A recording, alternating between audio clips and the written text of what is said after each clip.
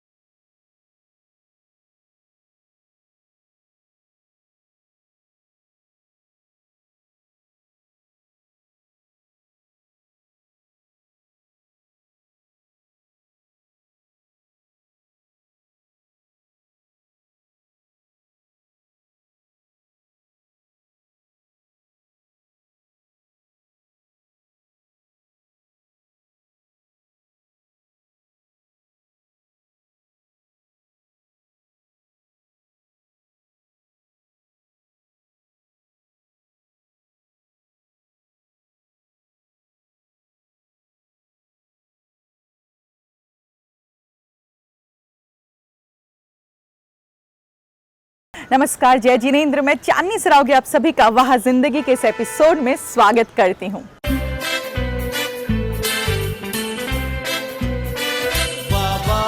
जिंदगी ऐसी जिंदगी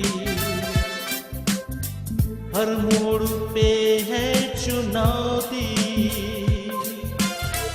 फिर भी अब बेमिसाल जिंदगी। वाह वाह वाह वाह जिंदगी।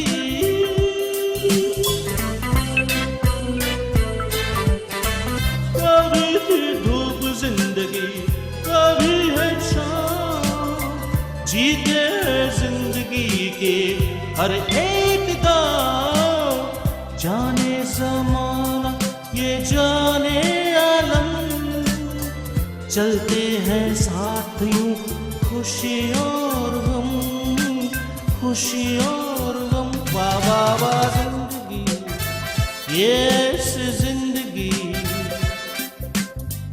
हर मोड़ पे है चुनौती, फिर भी अब बेमिसाल जिंदगी। वाह वाह वाह वाह जिंदगी।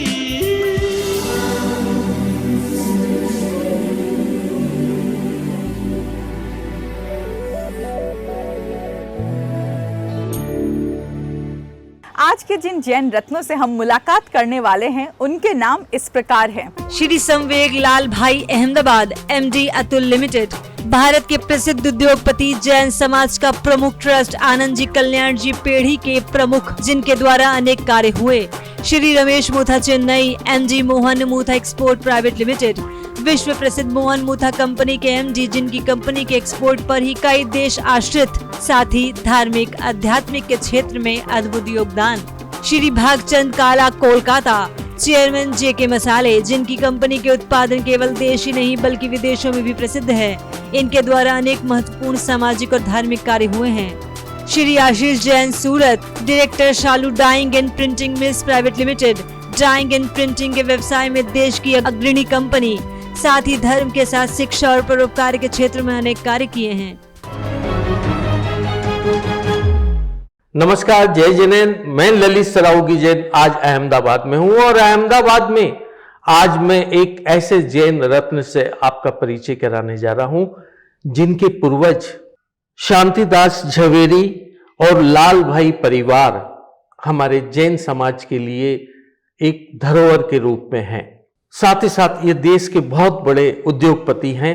अतुल लिमिटेड भारत की बहुत बड़ी कंपनी के रूप में जानी जाती है। इसके ये एमडी है। और सबसे बड़ी बात और है कि श्वेतांबर जैन समाज की एक बहुत बड़ी संस्था है जो जैन धर्म के विकास के लिए, तीर्थ क्षेत्रों की रक्षा के लिए बहुत काम करती है। आनंद जी कल्याण जी पेढ़ी इसके ये प्रमुख हैं और इस जैन रत्न का नाम है श्री संवेग लाल भाई।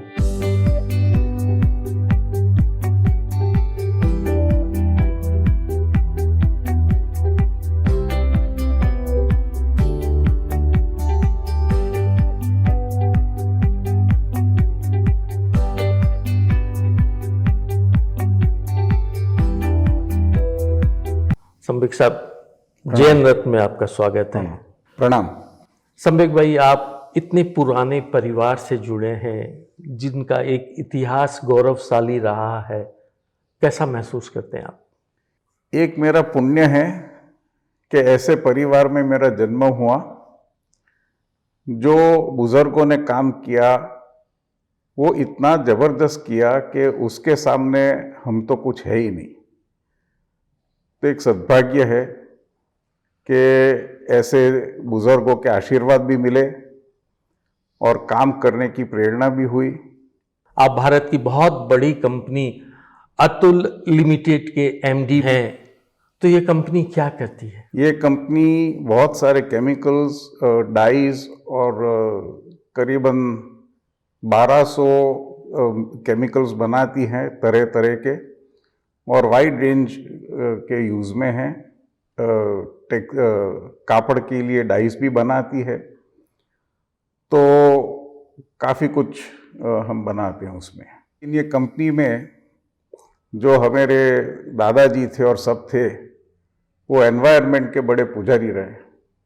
तो ये कॉम्प्लेक्स में करीबन आज 10 लाख पेड़ लगे हुए हैं कि अंदर जाएं तो पता नहीं चले कि केमिकल कंपनी में हम जा रहे हैं। ये तो मैंने आपके बंगले के अंदर आके ही देखा कि चारों बगल पेड़ और पौधे ही हैं। पर्यावरण को आपने इतना महत्व दे रखा है। संवेग भाई, आपके बारे में मैंने सुना काफी धार्मिक और सामाजिक कामों से भी आप जुड़े हैं, क्या है वो काम? परिवार ने बहुत सारे काम शुरू किए थे। मैं अहमदाबाद पांजरापोल से जुड़ा हुआ हूँ, जो अपने पांजरापोल यानी जीवदया का काम करती हैं। उसमें करीबन मैं 32 साल से हूँ अभी मैनेजिंग ट्रस्टी। फिर हमारा ग्राम्य विकास का ट्रस्ट है, तो ग्राम्य विकास में भी मैं रस लेता हूँ कि वहाँ अपना हेल्थ है, एजुकेशन है, और सब इंस्टीट्यूशंस, उन लोग को मार्गदर्शन देने का। आप जैन धर्म की एक बहुत बड़ी संस्था आनंद जी कल्याण जी पेढ़ी से भी आप जुड़े हुए हैं। आप उसमें क्या हैं और क्या करते हैं? आनंद जी कल्याण जी पेढ़ी जैन श्वेतांबर तीर्थों की मरामत और देखभाल करती हैं, उसका मैनेजमेंट करती हैं, और ज्ञान खाता यानी अपने जो स्क्रिप्चर्स है हमारे में जो आगम होते हैं और उसके रिलेटेड जो स्क्रिप्चर्स होते हैं उसका काम साधु महाराज, साध्वी जी महाराज का वैयावच यानी उनकी भी देखभाल में योगदान देते हैं। लेकिन ज़्यादातर जो अपने तीर्थों की वहीवट और देखभाल करते हैं ये पेढ़ी, और अभी हम उसको ट्रस्ट कहते हैं, वो करीबन 300 साल पुराना है जो हमें रिकॉर्ड्स प्राप्त हुए हैं। और मेरे पूर्वज शांतिदास झवेरी ने ये प्रवृत्ति चालू की थी और उसमें मैं 1987 से जुड़ा हुआ हूँ, यानी करीबन 35 साल हुए। और 17 ईयर्स से मैं उसका प्रमुख हूँ। और हम जीर्णोद्धार का भी काफ़ी काम करते हैं कि अपने प्राचीन मंदिरों, जो अपनी विरासत है, उसकी प्राचीनता और असलियत रखते हुए उसको आगे कैसे अपनी जो पीढ़ियाँ आ रही हैं उसको ये तीर्थ सुरक्षित उनके लिए रखे, उसको हम प्रयास करते हैं। संवेग भाई, जैन रत्न में आप शामिल हुए, आप जैसी शख्सियत से लोग परिचित हुए, आपका बहुत बहुत धन्यवाद। ललित जी, आपका और आपके वह जिंदगी परिवार का मैं धन्यवाद करता हूँ। एक बहुत बड़ी चीज़ आप कर रहे हैं कि सब जैनियों में एक सूत्रता लाने की कोशिश कर रहे हैं, और आप और हम सब मिलके इसमें अपना सक्सेस रहे, वो एक बड़ी सिद्धि होगी। और जैसे मैंने कहा कि हम 2-2.5 करोड़ जैनियों हैं, उदारता से एक दूसरे को देखकर एक सूत्रता पे आए, वो जैन शासन के लिए बहुत प्रभाव न करेगा। धन्यवाद।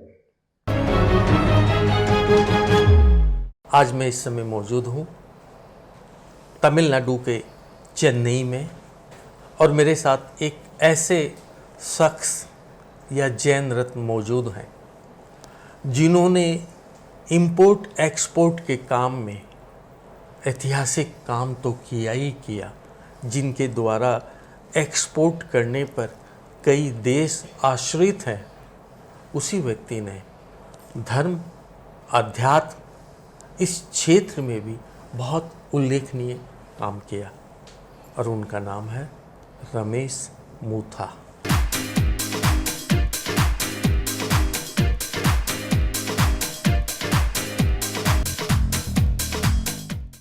रमेश जी, जय जिनेंद्र। जय जिनेंद्र।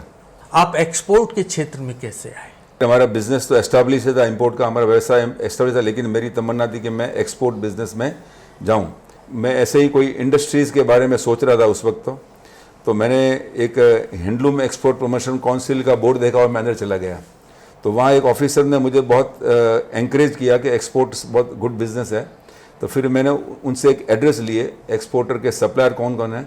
तो मैं उन फैब्रिक वालों के पास गया जो भी यहाँ कपड़ा बनाते, तो उनसे मैंने उनके सैंपल मांगे, और फिर भाई साहब के कहने पर मैंने, बड़े भाई साहब हंसराज जी, उनके कहने पर मैंने सब लोगों को, जितने भी एम्बासी है वर्ल्ड वाइड, सबको लेटर लिखता था मैं। तो वहाँ से किसी का जवाब आता कि मुझे तो फैब्रिक के सैंपल चाहिए, कोई कहता मुझे चाय के सैंपल चाहिए, कोई कहता कि मुझे चना लीव स्क्रू ड्रग्स चाहिए, कोई कहता मुझे इसबगुल चाहिए। तो फिर मैं घूमता था पूरे हिंदुस्तान में और सैंपल कलेक्ट करके उनको भेजता था। फ्रांस से एक क्लाइंट का फ़ोन आया कि मुझे ये फैब्रिक चाहिए। फिर फैब्रिक का ऑलरेडी मेरे पास सोर्सेस था, मैंने वो सैंपल भेजे, उन्होंने अप्रूव किया ऑर्डर, और शिपमेंट किया मैंने। एक और शिपमेंट का ऑर्डर आया, उसके बाद टी शर्ट का ऑर्डर आया, और उसी वक्त हमारे यहाँ मालदीव से हमारा भाई साहब का कारोबार इंपोर्ट का था। तो मालदीव वो क्लाइंट हमारे यहाँ आता था, तो उसने मुझे एक लुंगी का सैंपल दिया, लुंगी, और फिर मैंने वहाँ लुंगी उसको भेजी, सैंपल 500 लुंगी भेजी। तो वो इतना खुश हो गया कि उसकी छोटी सी जहाज़ थी 50 टन की, वो यहाँ से पूरा किराना का आइटम मार्केट से खरीदता था। तो मुझे साथ में ले गया कि आप जहाँ से खरीदो आप लो और आप एक्सपोर्ट करो। तो शिपिंग जो शिप ओनर थे वो 50-50 टन के वुडन बोर्ड लेके आते थे, उनसे दोस्ती की, उनका पहला रिक्वायरमेंट किया, उनको मैंने क्रेडिट पे माल दिया। तो इससे मुझे स्पेस मिलता गया, और मैं वहाँ धीरे धीरे मार्केट में जाता गया। और तो वहाँ से जितने भी आइटम हैं, एक प्रकार से आप कहो कि ये पूरा मालदीव जो इंडिया से एक्सप्लोर किया है, तो मुझे एक प्राउड होता है कभी कि मैंने सारे प्रोडक्ट मैंने एक्सप्लोर किए वहाँ पर। मेरे छोटे भाई है सुरेश मुथा, उनका इसमें पूरी बिजनेस को स्ट्रेटाइज किया, सिस्टम लाए, और भतीजे मेरे प्रफुल्ल और धीरज, तो उन्होंने उसको और फॉरवर्ड इंटीग्रेशन किया। हमारा पूरा माल जाने के लिए जो चैलेंज थी, तो हमने खुद के शिप खरीदने शुरू कर दिए। जहाज, हमने 2 जहाज थे, मुथा सुप्रीम, मुथा प्रोग्रेस, और हमारे कहीं टग एंड बार्जेस हैं। We are the largest fleet owners of tug and barges in India. We export around 1 million tons of material every year, and we transport. Infra project, जब Chinese company हमारा इतना काम कर रही थी, तो हमारे अंदर भी आया कि हम लोग भी इसमें जाएं। तो हमने पहला प्रोजेक्ट, बिना कोई हमारा एक्सपीरियंस है, हमने एक $40 मिलियन का रोड प्रोजेक्ट लिया। तो वो प्रोजेक्ट हमने कंप्लीट कर दिया। अभी $20 मिलियन का रोड प्रोजेक्ट भी हमने कंप्लीट कर चुके हैं। और कहीं आइलैंडों में हम पानी के पूरे प्रोजेक्ट करते हैं, पानी की, यानी कि पानी पीने लायक बनाना और उसको हर घर में पहुंचाना, वो हमारी जिम्मेदारी रहती है। उसमें करीबन 15-20 आइलैंड में हम काम कर रहे हैं। और इसके अलावा हमारी एक मैरीन प्रोजेक्ट होते हैं, जो वहाँ पर टापू में पानी की, जो ये समुद्री भी तूफान से वजह से पानी आइलैंड में आ जाता है और ज़मीन एरोशन होती है, तो उसको प्रोटेक्ट करने के लिए हम एक वहाँ पर पूरी एक दीवार बनाते हैं। वो उसमें हम स्पेशलाइज हैं। एक तरफ व्यवसाय, एक तरफ सामाजिक काम, एक तरफ धार्मिक काम, तो आप ये अध्यात्म योग से कैसे जुड़ गए? योग तो मेरा बचपन से मेरी रुचि थी। जब मैं हॉस्टल में पढ़ता था, 2nd स्टैंडर्ड 3rd स्टैंडर्ड में, तो वहाँ से मैं शीर्षासन उस वक्त मैं शुरू कर दिया था। मैं शीर्षासन उस वक्त करता था। अभी भी मैं रोज़ सुबह मैं योगा करता हूँ और 4 बजे उठता हूँ। मैं 4 बजे उठकर मैं 1 घंटा मैं सत्संग करता हूँ, साधना करता हूँ, और फिर वहाँ से मैं सुबह मॉर्निंग वॉक पे जाता हूँ। वहाँ आधा घंटा 45 मिनट्स वॉकिंग करता हूँ, फिर 45 मिनट्स में योग आसन करता हूँ और 15-20 मिनट में प्राणायाम करता हूँ। और हमेशा ये मैं कहीं पर भी हूँ, भले हिंदुस्तान में हो, विदेश में हो, मैं अनुष्ठान में हो, मैं कभी ये मौका नहीं छोड़ता हूँ। भले इम्पोर्टेंट से इम्पोर्टेंट फंक्शन हो, उसके मैं अपने टाइम को एडजस्ट करके पहले उठता हूँ। एक क्षेत्र और है अध्यात्म का क्षेत्र, ये क्या है? कि ध्यान कैसे करना, पहले बॉडी को छोड़ना, मन को कैसे छोड़ना, आत्मा के फीलिंग कैसे करनी, अपने ग्लानि को कैसे देखना और गुड फीलिंग करना और बार बार उसको याद करना। ये प्रोसेस है, ये आध्यात्मिक प्रोसेस मेरा एक भगवान की कृपा से, मैं उनको बहुत ग्रेटिट्यूड देता हूँ, देव गुरु कृपा से ये मुझे मिला। ये मेरा जीवन का सबसे अनमोल तोहफा है। मेरी पूरी संपत्ति एक तरफ और मेरा ध्यान एक तरफ। आप जैन रत्न का हिस्सा बने, इसके लिए आपको बहुत बहुत धन्यवाद। देव गुरु और धर्म की कृपा। ललित जी, आप वहाँ जिंदगी बहुत अच्छा काम कर रहे हैं। आपने कितने ही आत्मपुरुषों की आत्मकथा के बारे में आपको अपने समाज को बताया, और मैं भी आपको ग्रेटिट्यूड अंतर मन से ग्रेटिट्यूड देता हूँ कि आपने मुझे इस लायक समझा। जय जिनेंद्र। जय जिनेंद्र। अब वक्त हो चला है लेने का एक छोटा सा ब्रेक। कहीं जाइएगा मत। ब्रेक के उस पार मैं चांदनी सरावगी यूं ही आपसे एक मुलाकात करूंगी।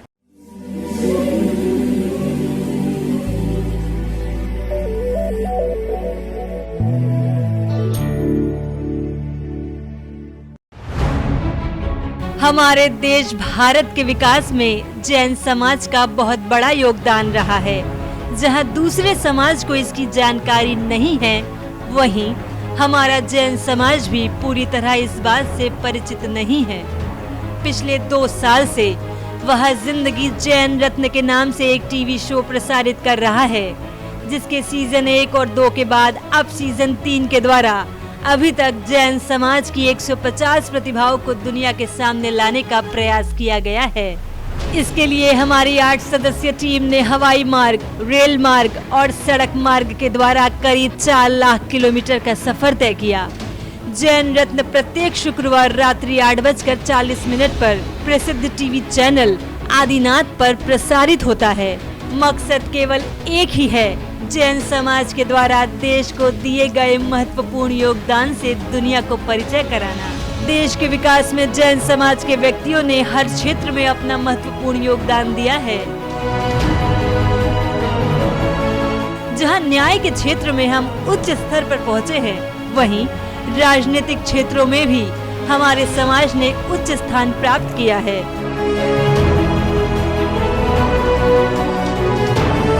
भारी संख्या में विदेश सेवा के साथ ही साथ भारतीय प्रशासनिक सेवा यानी IAS बनकर हमारे समाज के व्यक्ति देश को अपनी सेवा दे रहे हैं।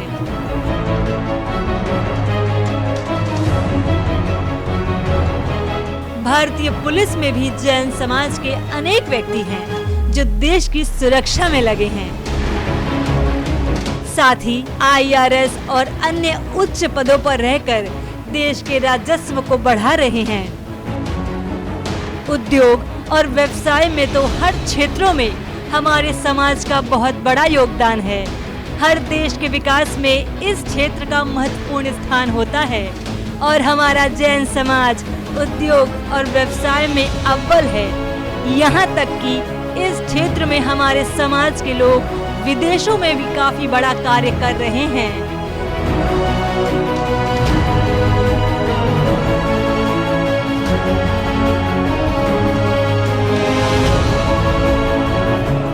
निर्माण और रियल एस्टेट के क्षेत्र में भी अनेक ऐसे कार्य किए गए हैं जो अंतर्राष्ट्रीय स्तर पर काफी प्रसिद्ध है। Infrastructure, power, gas, import export के साथ ही साथ कई ऐसे क्षेत्र होते हैं जो हर देश के विकास में महत्वपूर्ण होते हैं। और जैन समाज ने भारत के विकास में इन क्षेत्रों में भी काफी बड़ा योगदान दिया है।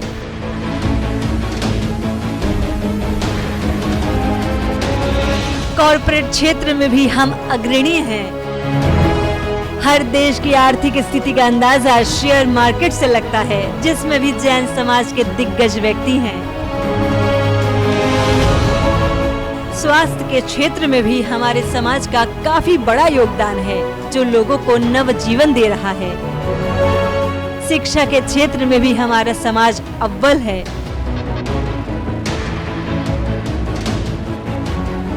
धार्मिक और सामाजिक क्षेत्रों में तो जैन समाज ने जो कार्य किया है वो अतुलनीय है।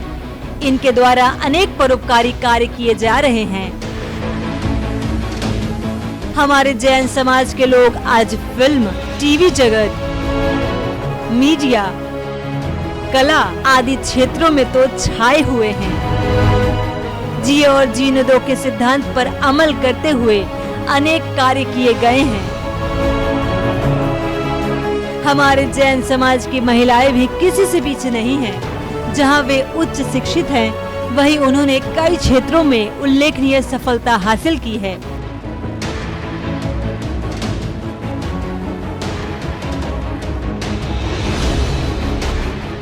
यहाँ तक कि हमारे समाज की बच्चियों ने विश्व के मानचित्र पर अपना स्थान बनाया है।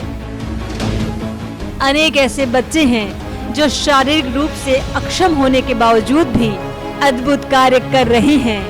यानी कि हर क्षेत्र में जैन समाज महत्वपूर्ण कार्य कर रहा है।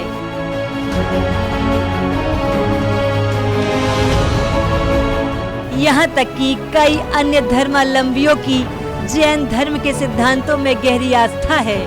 अभी तक जैन समाज के सीजन 1, 2 और 3 के द्वारा 150 जैन प्रतिभाओं से देश और दुनिया को परिचय कराने का प्रयास किया गया है। दुर्भाग्यवश हमारे जैन समाज को वो सम्मान नहीं मिला जिसके वो हकदार हैं। हमारा मकसद है कि देश में चल रहे नारे हिंदू, मुस्लिम, सिख, ईसाई में बदलाव कर अब इसे हिंदू, मुस्लिम, जैन, सिख, ईसाई किया जाए। ये तभी संभव होगा जब हम सब अपने नाम के आगे जैन लिखेंगे। अभी तक प्रसारित हो चुके जैन रत्न सीरीज को आप सभी YouTube पर देख सकते हैं। हमारे सभी एपिसोड्स YouTube पर उपलब्ध हैं। YouTube पर आप सर्च करें वह जिंदगी जैन रत्न। साथ ही साथ आप हमारे वह जिंदगी चैनल को सब्सक्राइब करें, लाइक करें और शेयर करें, जिससे आने वाले सभी एपिसोड्स का नोटिफिकेशन आपको प्राप्त हो सके। दुनिया में जैन प्रतिभाओं की कमी नहीं है, इसीलिए जैन रत्न के कई सीजन अभी आने बाकी हैं। अगर आप भी किसी जैन रत्न को जानते हैं तो हमें सूचित करें। हमारी 8 सदस्य टीम उनके पास जाकर उन पर फिल्म बनाएगी। उन्हें हम जैन रत्न सीरीज में शामिल करेंगे। हमसे संपर्क करें ललित सरावगी जैन, कोलकाता 9331722031।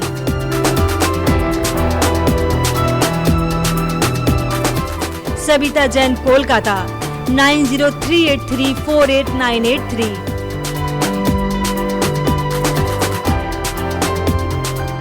चांदनी सरावगी जैन, मुंबई 9073657827।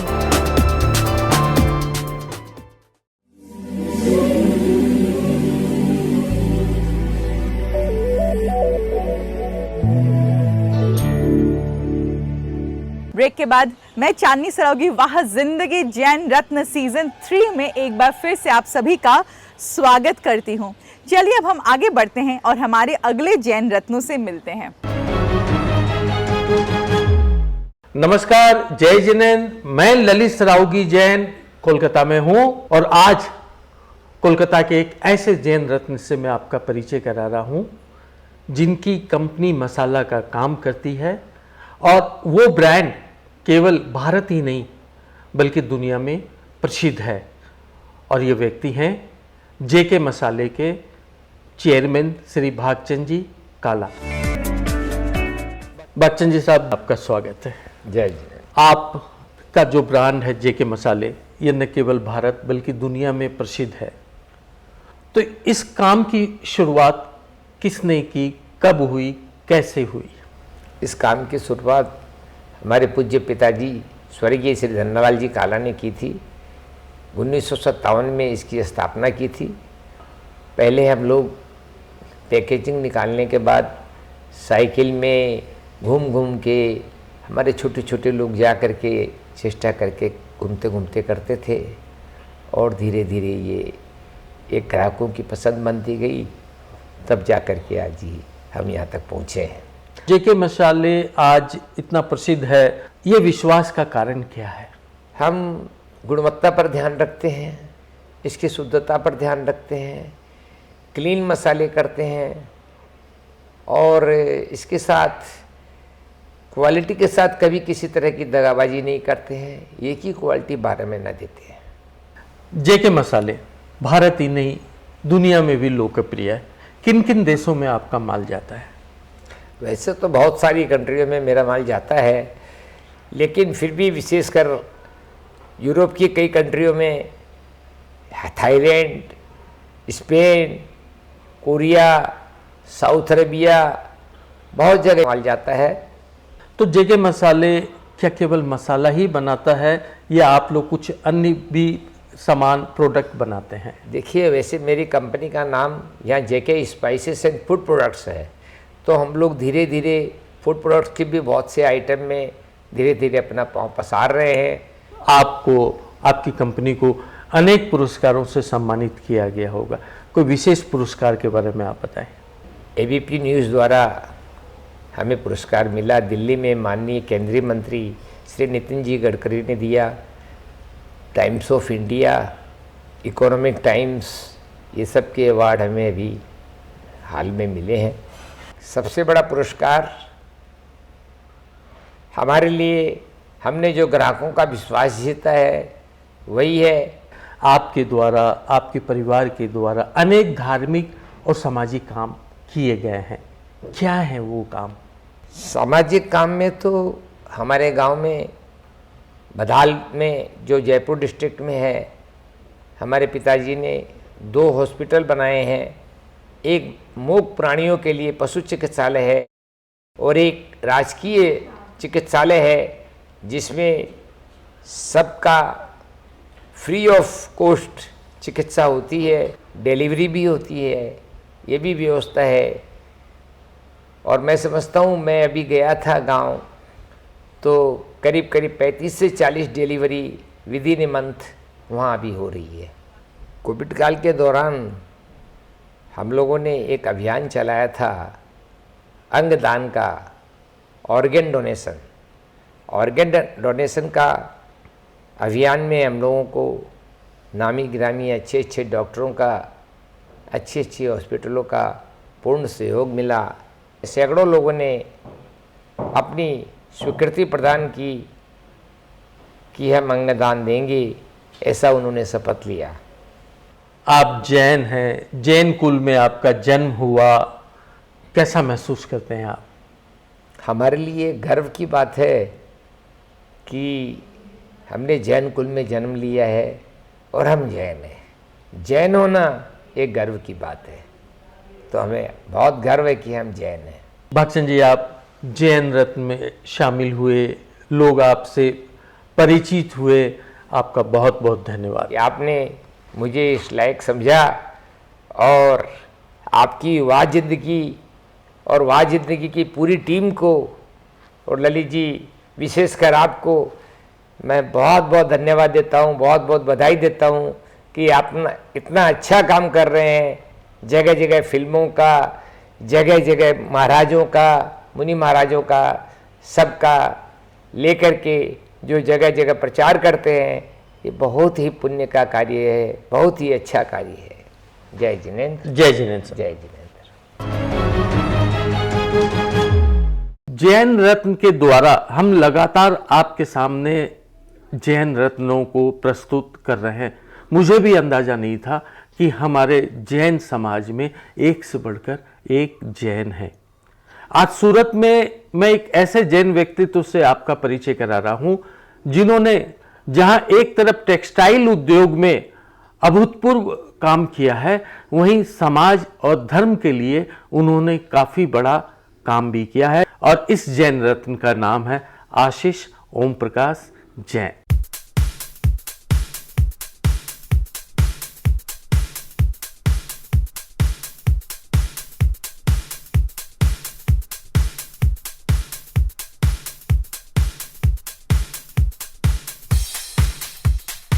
आशीष जी, जैन रत्न में आपका स्वागत है। जय जिनेंद्र। आपके पिताजी क्या करते थे? हमारे फादर सूरत आए, दुकान खोली, कपड़ा का व्यवसाय चालू किया।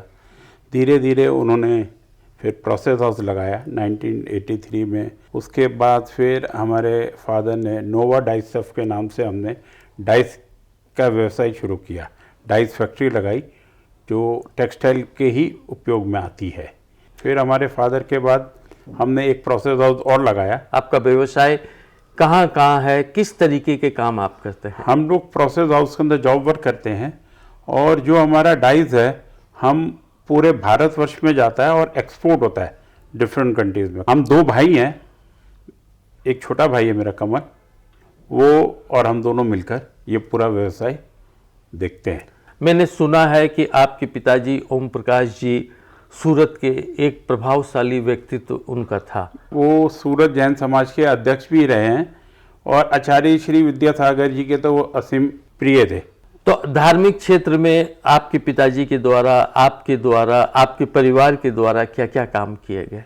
1977 में जब हम सूरत आए तो हमारा एक छोटा सा मंदिर था जिसे हम चितालय कहते हैं, नानपुरा मंदिर में। तो हमारे फादर के हमेशा जिज्ञासा रही थी कि भाई एक मंदिर हमारा भी हो। समाज के द्वारा फिर हम लोगों ने एक मंदिर बनाया। वो मंदिर आज पार्ले पॉइंट का ऐतिहासिक मंदिर है। फिर उसके बाद बाबूजी के मन में था कि एक हमारा खुद का जैन समाज का भवन हो। तो उस टाइम सुधा सागर जी सूरत आए हुए थे, तो सुधा सागर जी की भी इच्छा थी कि वे एक जैन समाज का खुद का भवन हो। तो ऐसे कर कर बाबूजी ने फिर भवन का निर्माण अपने कंधे पर लिया और पूरे समाज को जोड़कर एक फिर हमने विद्या सुधा भवन का निर्माण किया और आज वो भवन सूरत के अंदर नामचीन भवन है जैन समाज का ही। शिक्षा के क्षेत्र में ऐसा हम अग्रवाल विद्या विधान ट्रस्ट के साथ भी जुड़े हुए हैं। उसमें मेरा छोटा भाई है, वो कमेटी के अंदर है और शिक्षा की तरफ हम लोग वहाँ योगदान दे रहे हैं। आप और किन किन संस्थाओं से जुड़े हुए हैं? हम लोग यहाँ पर अग्रसेन भवन है जो अग्रवालों का है, उसके अंदर भी हम लोग जुड़े हुए हैं। क्षेत्र में भी जुड़े हुए हैं। एक महावीर हॉस्पिटल है, उसके अंदर भी हम लोग जुड़े हुए हैं। और जिन शरणम है जो हमारे फादर का ड्रीम प्रोजेक्ट था, गुरु पुलक सागर जी के सानिध्य में बाबूजी हमारे अध्यक्ष थे। बाबूजी के बाद आज मैं कार्य अध्यक्ष उस संस्था में हूँ और वो शीघ्र ही 2024 में उसका पंचकल्याणक होने वाला है। वो भी ऐतिहासिक धरोहर है जैन समाज की। वहाँ पर गुरुजी की कृपा से 50-60 बच्चे की शिक्षा भी हो रही है जो वेरियस स्कूल में जाकर पढ़ते हैं, रहते वहीं हैं, सब कुछ वहीं है। आज आप इस मुकाम पर पहुंचे हैं, आपका परिवार इस मुकाम पर पहुंचा है, इसका श्रेय आप किसको देंगे? हमारे भाऊजी को, ओम प्रकाश जी जैन को सारा श्रेय उनका है। आपकी आंखों में आंसू आ गए हैं और ये जैन रत्न में मुझे आज एक ऐसा अनुभव हुआ है, मैं खुद अभिभूत हूँ कि एक संतान अपने पिता को कितना प्यार कर सकता है। सच पूछे तो हमारा जैन धर्म के ही तो ये संस्कार हैं कि हम अपने माता पिता के प्रति समर्पित रहते हैं। आशीष जी, आज आपसे मिलकर मुझे बहुत खुशी हुई। खुशी होने का कारण कि मैं एक जैन रत्न से तो मिल ही रहा हूँ, लेकिन एक मैं सच्चे बेटे से भी मिल रहा हूँ। आप जैन रत्न में शामिल हुए, आपका बहुत बहुत धन्यवाद। ललित जी, हमें भी बहुत बहुत खुशी हुई कि आपने हमें इस लायक समझा और आपने हमें जैन रत्न में स्वीकृति दी। आपका बहुत बहुत धन्यवाद। जय जिनेंद्र। जय जिनेंद्र। जय जय। वह जिंदगी लगातार ही इस कार्य में जुटा रहता है कि हमारे जैन समाज को एकजुट करे, एक साथ हम आगे बढ़े, प्रगति करें, उन्नति के रास्ते पे बढ़े। वह जिंदगी की हम कोशिश कि हम जैन समाज में छिपे हुए प्रतिभाओं को सामने लाए, उसके लिए हम कर रहे हैं एक और नया प्रयास, और वह प्रयास है वह जिंदगी का इंस्टा पेज। नीचे दिए गए इंस्टा पेज को आप फॉलो करिए। अगर आपके अंदर कोई भी प्रतिभा है, किसी भी प्रकार की प्रतिभा है जो कि आप चाहते हैं कि हमारे जैन समाज के लोग देखें, हमारे दर्शक देखें, तो एक छोटी सी 30 सेकंड की शॉर्ट वीडियो बनाएं, आप इंस्टा पे पोस्ट करें और वह जिंदगी को टैग करें। हम हमारे फॉलोअर्स के साथ वो वीडियो ज़रूर शेयर करेंगे ताकि आपकी प्रतिभा को या फिर आपके द्वारा किए गए कार्य को ना सिर्फ आपका परिवार समझे बल्कि उसके साथ साथ पूरा का पूरा जैन समाज भी समझे। हमारा यह प्रयास जैन रत्नों को आपके सामने लाने का आपको कैसा लगा, दिए गए नंबर पर हमसे संपर्क करके हमें ज़रूर बताएं।